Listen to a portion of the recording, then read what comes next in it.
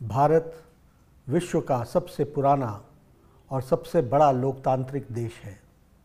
देश में कुछ ऐसी घटनाएं भी घटी हैं जहां संविधान की मूल आत्मा के साथ छेड़छाड़ करने का एक कुत्सित प्रयास किया गया है। देश उसे लोकतंत्र में एक काला अध्याय के रूप में देखता है। आज ही के दिन कांग्रेस की उस समय की प्रधानमंत्री श्रीमती इंदिरा गांधी ने आपातकाल की घोषणा 50 साल पहले की थी, जो केवल एक राजनीतिक घटना नहीं थी, बल्कि लोकतंत्र पर सीधा हमला था, एक कुठाराघात था।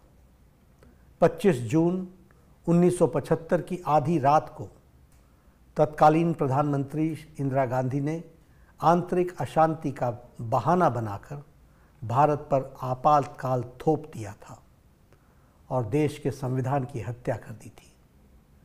50 वर्ष बाद भी कांग्रेस उसी मानसिकता के साथ जी रही है।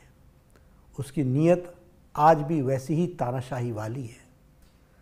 1975 में हाई कोर्ट ने इंदिरा गांधी को चुनाव में आचार संहिता के उल्लंघन का दोषी ठहराया था और उन्हें 6 वर्षों के लिए किसी भी निर्वाचित पद पर रहने से अयोग्य करार दिया था। रातों रात प्रेस की बिजली काटी गई, सारे विपक्ष को जेल में डाल दिया गया, झोंक दिया गया, प्रेस की आज़ादी छीन ली गई।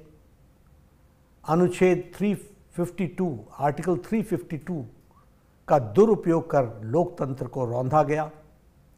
संसद और न्यायपालिका को अपंग बना दिया गया और 26 जून की सुबह देश पर कांग्रेस की तानाशाही सरकार ने आपातकाल थोप दिया।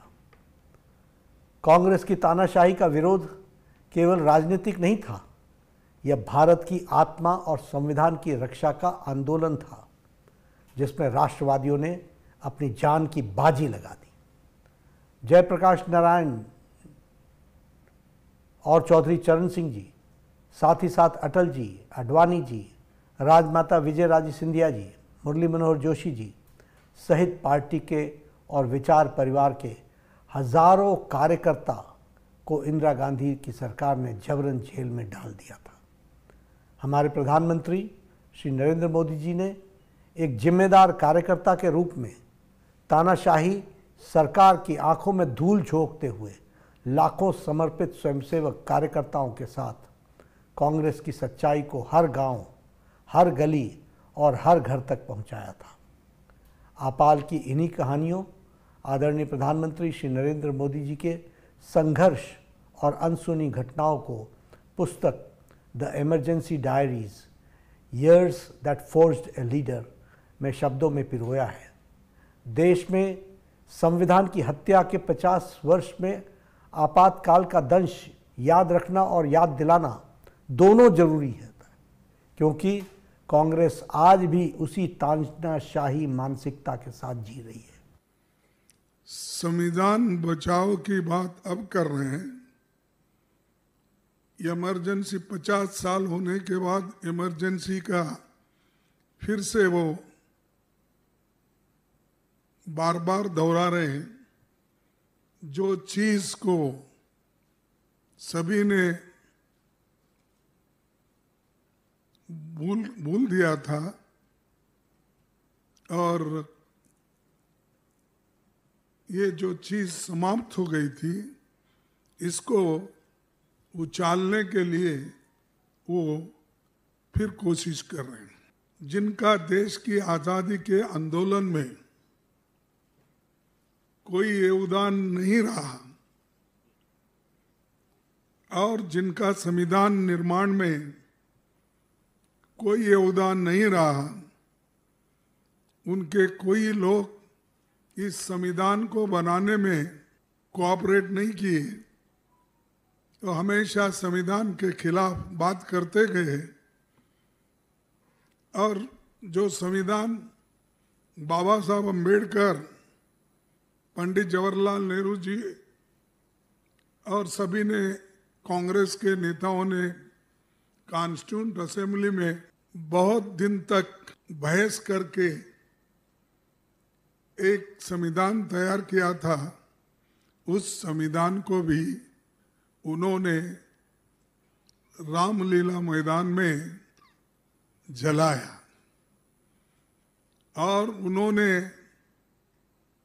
जहां तक कि नहीं बाबा साहब अंबेडकर का पुतला, नेहरू जी का और गांधी जी का फोटो उन्होंने जलाई और वो ये चाहते थे कि जो संविधान बाबा साहब अंबेडकर इन्होंने बनाया है उसमें हमारा पारंपरिक जो संस्कृति है उसके अंश इसमें कुछ भी नहीं है, चाहे वो अपने मनुस्मृति के तत्व हो या वो जो खास करके बीजेपी विश्वास रखती है उन तत्वों का उसमें उल्लेख नहीं है, इसीलिए इस संविधान को हम नहीं मानेंगे।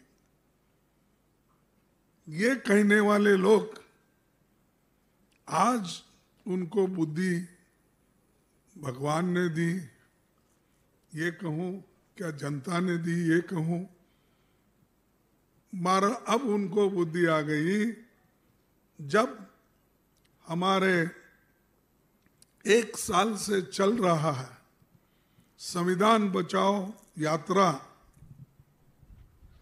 उससे बीजेपी घबरा गई।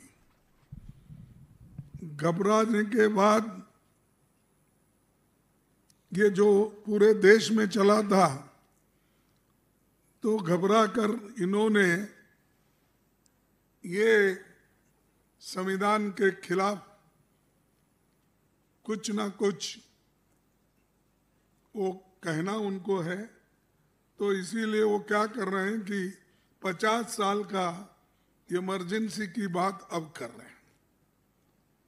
मैं कौन क्या कहा ये नहीं बोलना चाहता हूँ, मैं सिर्फ इतना ही बोलना चाहता हूँ, जो लोग अपने गवर्नेंस में नाकामयाब रहे,